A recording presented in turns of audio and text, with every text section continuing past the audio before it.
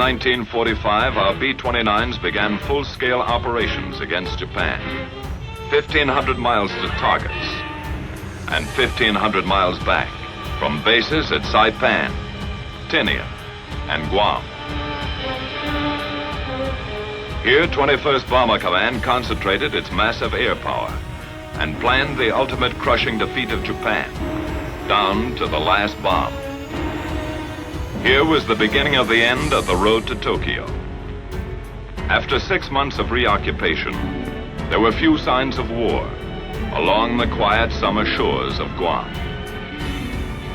The liberated Chamorros were back in their clean native villages, American citizens again, smiling and friendly, unaware that a miracle had happened around them. A miracle that moved mountains of material, equipment, and supplies across the Pacific, that changed their dirt roads into broad highways, that manicured their jungles into acres of black-topped airfields. And nearby, new communities of American citizens had set up housekeeping with various types of self-service. The latest labor-saving devices, few laundry problems, and no modern inconveniences. By midsummer, 21st Bomber Command was in business. Big business. Under General LeMay's direction, the long arm of Bomber Command began punching the enemy with appalling power. From Guam, Tinian and Saipan, 600 plane missions increased the bombing weight 100% in 2 months. Behind this expanding power was planning. The LeMay plan began on the ground with maintenance. Assembly line technique cut engine change time from 3 days to less than half a day. In shops and hard stands, ground crews worked day and night during the blitz weeks to keep more B-29s on the line. By July, LeMay's Bomber Command is an efficient, well-oiled, well-drilled machine of destruction. Here's a vital cog of that machine. 11 men and a bomber. While they wind up for action, let's find out where they're going and some of the things they're going to do and why and with what. How do they set up the longest, toughest bomber mission in history? It began about 12 hours ago in the war room at Guam, with General LeMay and his staff receiving a report on tomorrow's weather in Japan. Tomorrow's forecast is typical. Nagoya, 8/10 cloud above 10,000 feet. In the east, Tokyo area will be 6/10 at 22,000, 3/10 at 14,000 feet, closing up solid after 11 a.m. Osaka and everything west is reported completely socked in. How will the general solve that one? His B-29s are up against a blank wall except for a possible opening around Tokyo. The old man considers every vital factor and makes his decision. 4 wings will strike Tokyo at 10 o'clock. They'll go in under that weather and bomb at 12,000. Now it's a question of target selection. First priority in the Tokyo area is number 573. Intelligence informs the general that 573 is already 3/4 destroyed. At the moment, number 574, still untouched, would seem more important. Operations checks the tactical plan for 574. General LeMay orders the required changes, okays the target, and commits all executive details to his staff.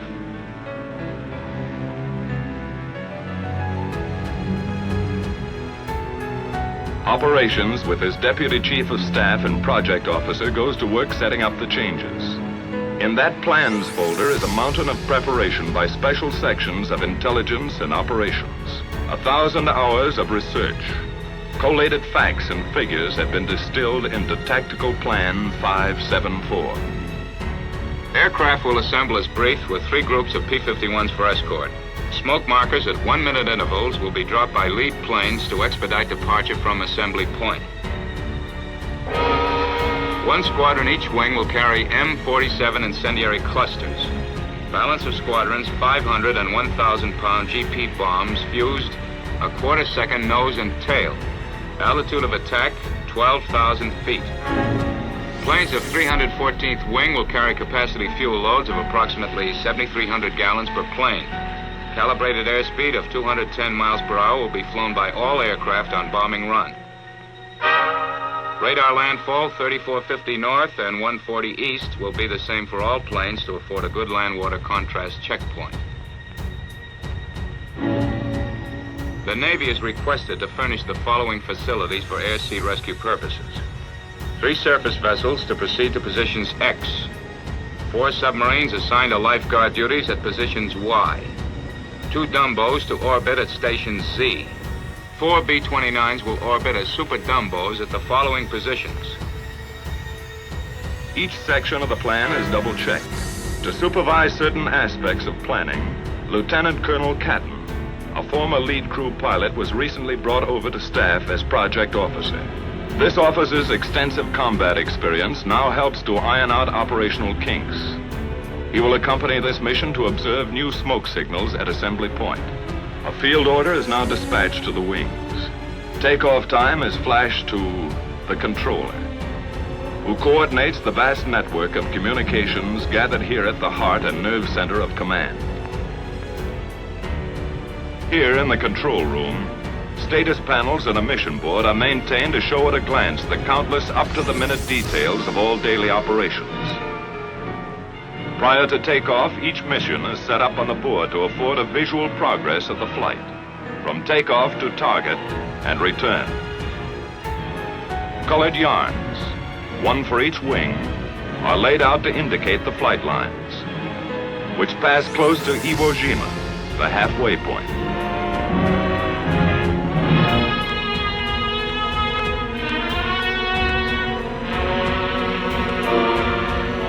Proceed as specified in the field order to the proper target. Other symbols are used to mark air-sea rescue positions. A timetable of statistics for each wing is planned and flown as recorded from hourly reports on the status panel, beginning with takeoff time.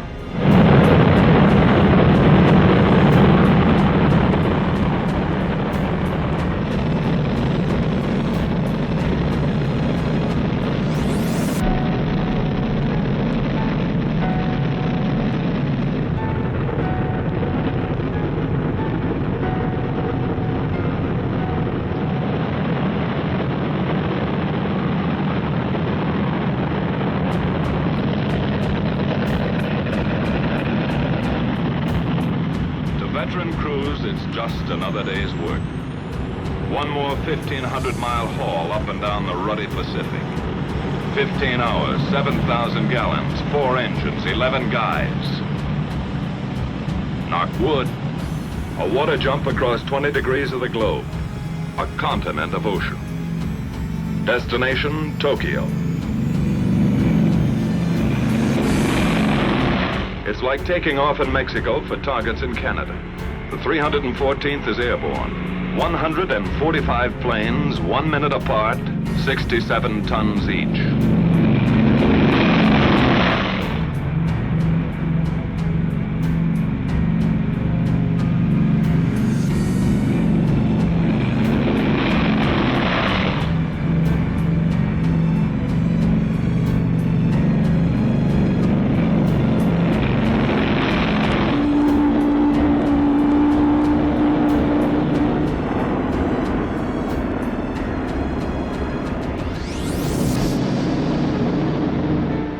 B-29 takeoffs are a tough sweat. That first long moment is the worst. Some swear it takes luck, like a wife's stocking, to beat it. At Tinian, 100 miles north, 2 more B-29 wings prepare for takeoff. 134 aircraft from the 58th wing. 100 more from the 313th wing. At Saipan, a few minutes later, the veteran 73rd wing lines up for takeoff. 153 more bombers are added to the mission striking force.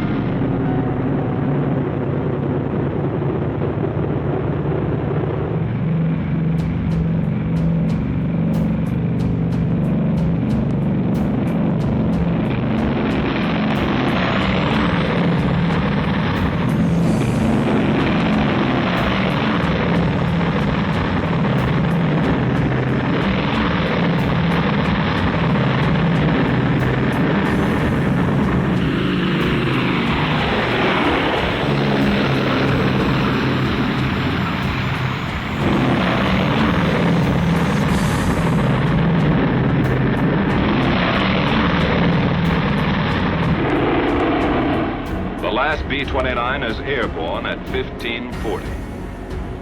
The tower at Saipan relays this information to the controller back at Guam. First and last takeoff times of each wing are recorded here and go to make up the first of a series of tabulated mission reports.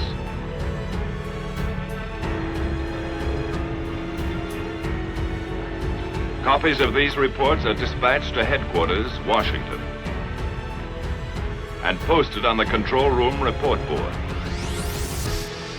During that first hour, the B-29s have settled down for the big grind, saving precious gas, cruising 1,000 feet off the water. Ability, experience, confidence ride in each plane. A plan of action for 11 men trained and tested to function as one. The navigator sets the course, logging island checkpoints as they climb past the Northern Marianas. Pagan, Assumption, Morgue, the Pohores. After about 4 hours of flight, the bombers pass close to Iwo Jima. The hot rock, a black, gritty pork chop halfway to Honshu. 8 square miles bought and paid for by our Marines. We made some quick changes, cutting away that sulfurous volcanic crust and rolling Iwo's surface into one enormous flat top. 3 big airstrips now launch our P-51s for bomber escort over Japan. General Moore and his staff of 7th Fighter Command run the show and direct all air-sea rescue operations in close collaboration with Bomber Command. A last-minute briefing check, just to make sure today's fighter escort knows all air-sea rescue positions. Out on the line, General Moore's P-51s are warming up for the longest fighter flight on record.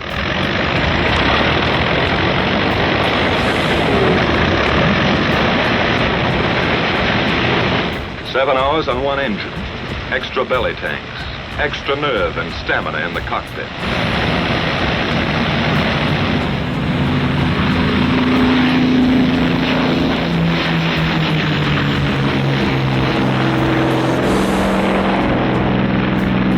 About the time our bomber wings are passing Iwo Jima, the pea shooters are taking off, scheduled to join them 3.5 hours later off the shores of Japan.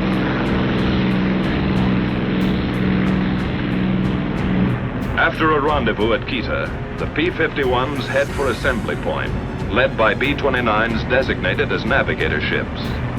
Farther west, our bomber wings grind ahead on the last lap to the Empire. Reports to the controller back at Guam give their flight position, which is kept up to the hour on the mission board. Still at low altitude, the B-29s are approaching the bad weather belt, where unreported storms and cold fronts appear suddenly across the bomber course. Pilot to crew, we're going to start our climb. Check oxygen equipment. Tell Buck he better get out to his doghouse. As they begin their slow climb to altitude, the crews prepare for the vital business ahead. And from now on till they come off target and head home, it's all business. The central fire control system is warmed up. Superhuman brain power at the flick of a switch. Each gunner flexes his sights and tries the coordinated fire controls with a few short bursts to clear the gun. After pushing up to altitude, the bombers arrive close to assembly point. Air in the pressurized cabin is comparable to 8,000 feet, but oxygen masks are adjusted and ready for instant use. From the southeast, our fighter escort appears with its navigator ships, which now turn off to wait for the fighters' return at Rally Point. The Mustangs climb in formation to take positions above the boxes of B-29s.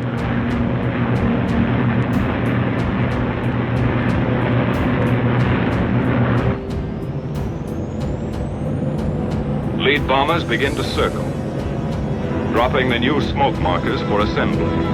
The project officer observes this part of the tactical plan in action. From various zone positions, the groups separate and form on their lead ships in 9 or 11 plane waves. which head for initial point. The big parade is on.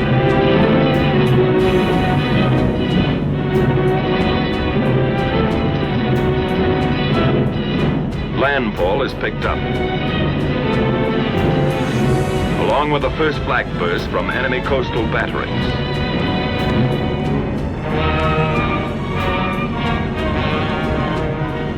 Fujiyama, the familiar white beacon, marks the turn for initial point. Flak becomes heavier and more accurate.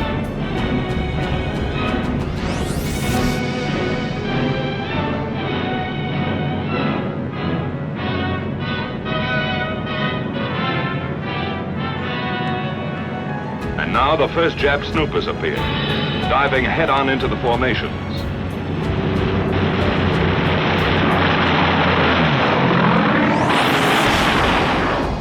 Some are suicide fighters trying to ram our bombers.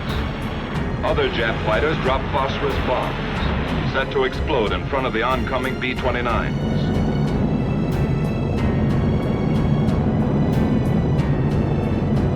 Our P-51s go out after them, and know they're tangling with experts.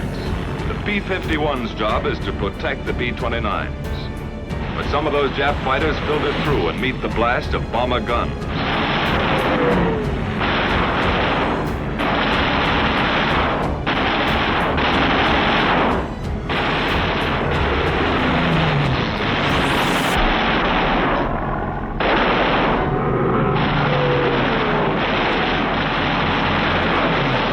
Tail gunner pleads with a nip fighter to come in a little closer.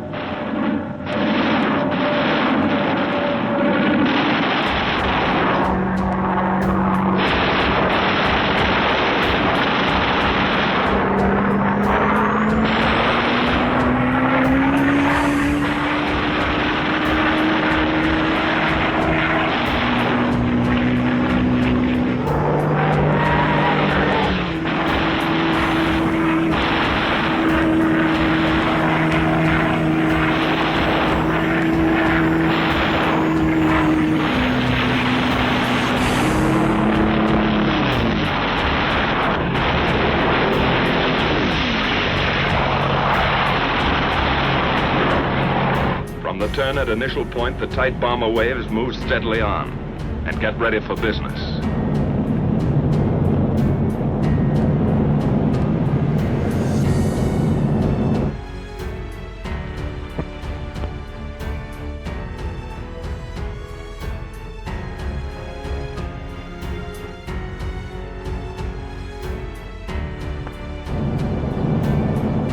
Flak and fighters fall off.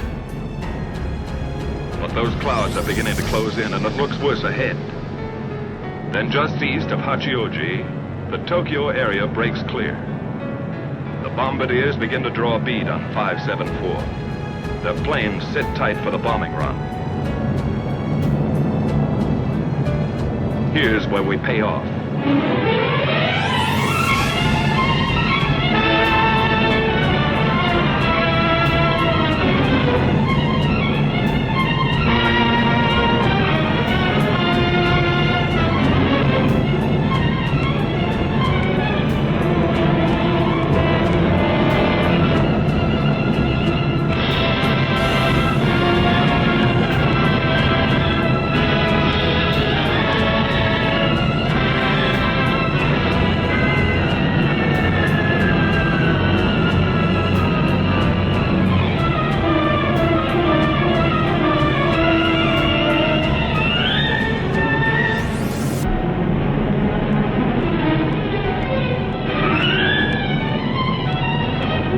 Jap aircraft plants and an airdrome 12,000 feet below are about to receive 4,000 tons of destruction.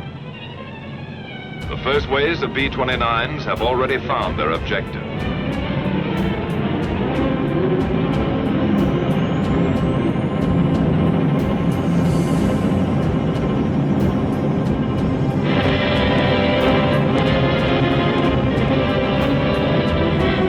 Succeeding bomber groups add their devastation to the smoking targets.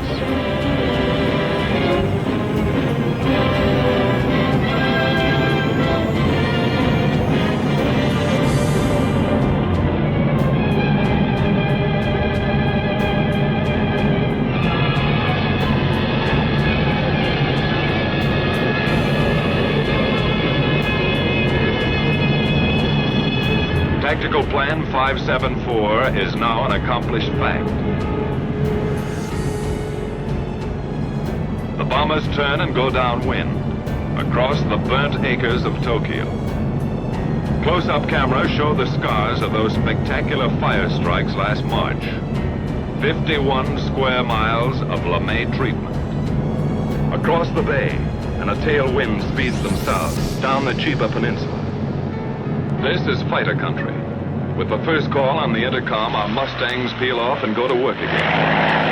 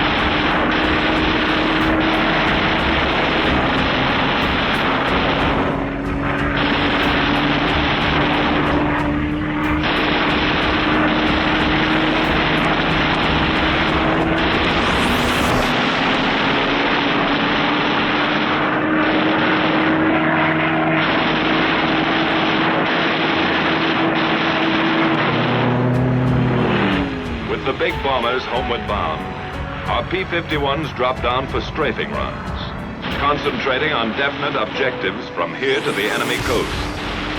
Skimming along at maximum speed, the fighters pair off and go to work cutting vital Jap lifelines, blasting away at communications, radio installations, power lines.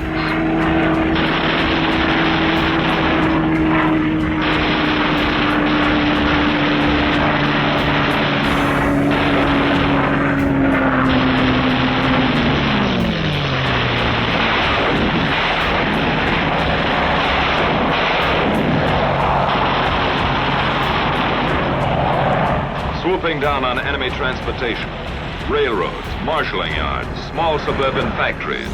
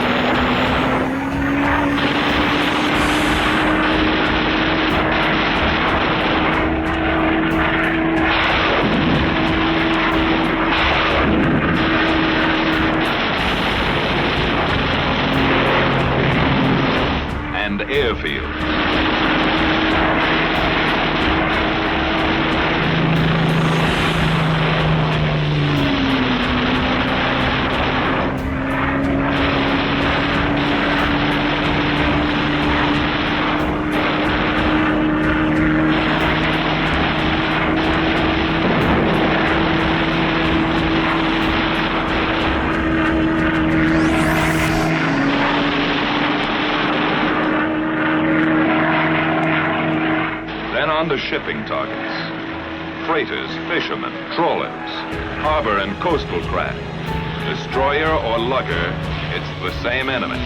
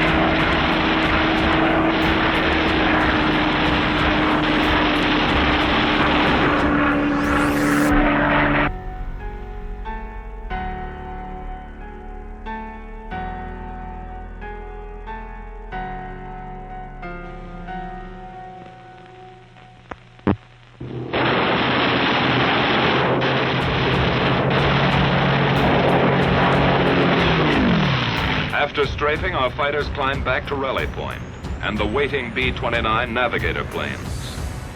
With the first sight of Iwo, fuel gauges are down close to empty, but fighter spirits begin to rise. They wind up and finish with a kick, coming past Suribachi at whiplash speed, and zoom into their victory rolls. Once over for each Jap kill.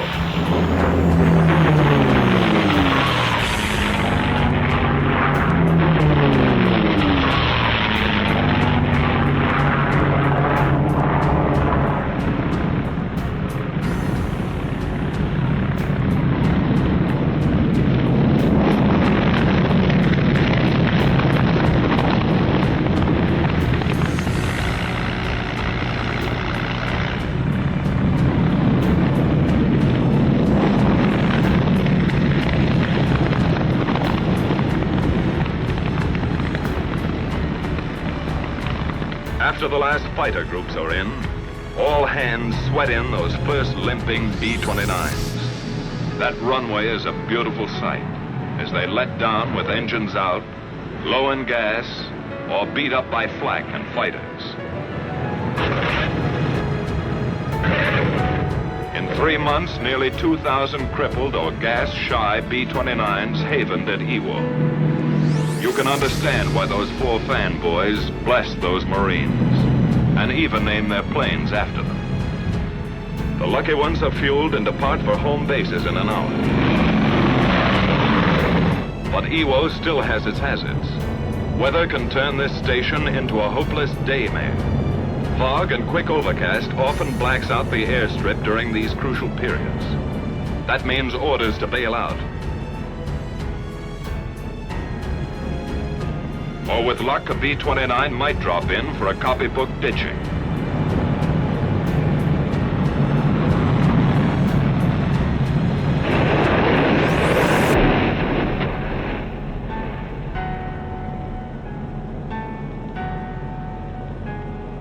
From here you can see how the cloud cover up there smothers the runway, and realize what one pilot went through. Sometimes a battle-scarred bomber staggers back to Iwo, only to flatten out at the last heartbreaking second.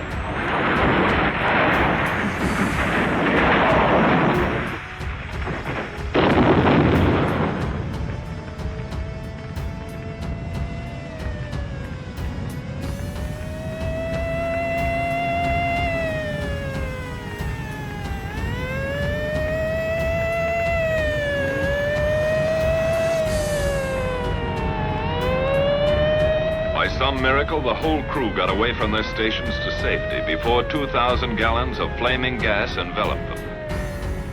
Firefighters risked their lives to save the ship. This, too, takes courage beyond the line of duty. Far to the south, most of the wings are nearing their bases.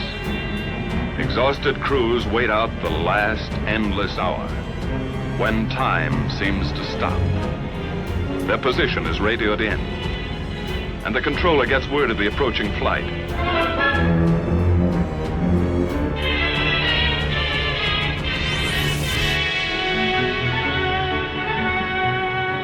last, the familiar Marianas appear on the horizon.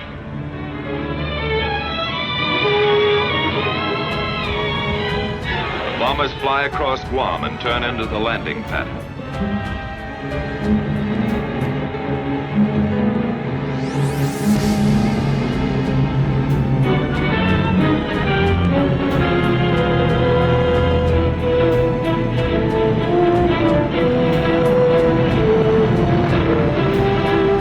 15 hours ago, they left the other end of that runway. It's a pleasure to be back. A pleasure to roll on solid, familiar blacktop.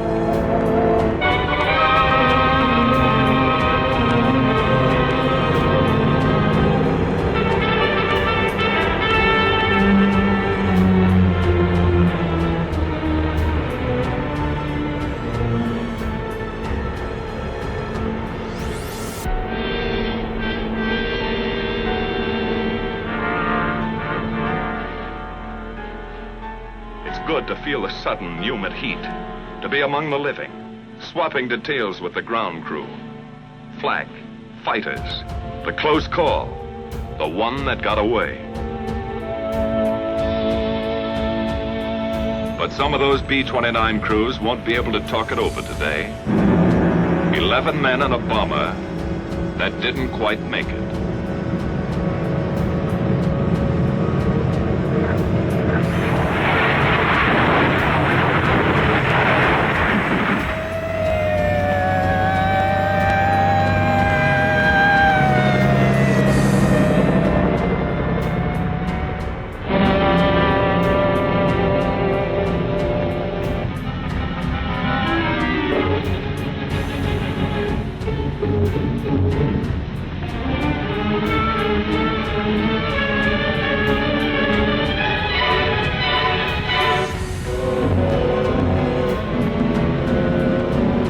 Rescue squads tear away the hot metal. Somehow in that burning wreckage, a man has lived to feel those eager, gallant hands. 1 life saved and 10 lost. That's part of today's toll.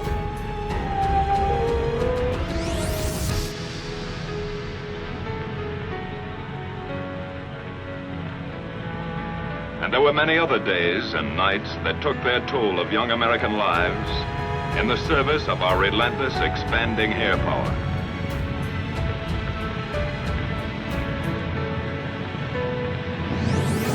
By the end of July, our B-29s had all but obliterated the enemy's ability to make war. 1,000-plane missions were going to hit Japan with twice the monthly tonnage that ever fell on Germany. The question was, how much longer would a beaten Japan hold out? In August, we made a test that never was applied to Germany.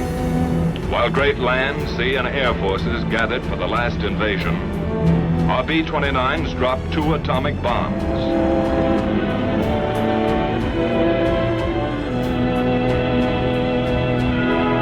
Which hastened the surrender of Japan and saved untold thousands of American lives.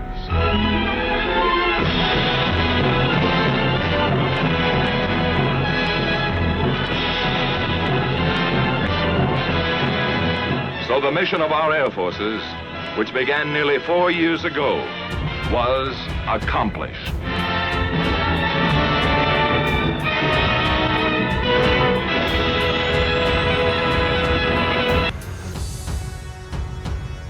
Thank you for joining me on this journey to explore the heroic history of Douglas MacArthur, the legendary warrior who never backed down. If you love stories using moving, inspiring characters like this, don't forget to like, subscribe, and turn on the notification bell so you don't miss the next videos. Your subscription is a great motivation for me to continue telling memorable stories in world history.